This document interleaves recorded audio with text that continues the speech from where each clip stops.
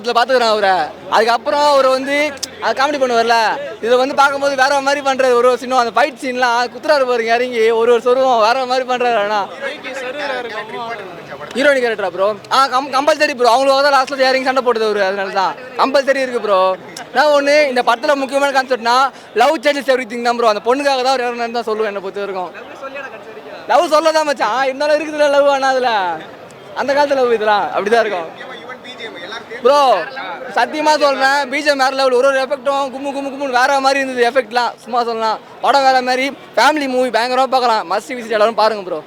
எல்லாருமே பார்க்கலாம் bro. Interval தான் ப்ரோ வேற லெவல். இன்டர்வல் சீன்லாம் வேற மாதிரி.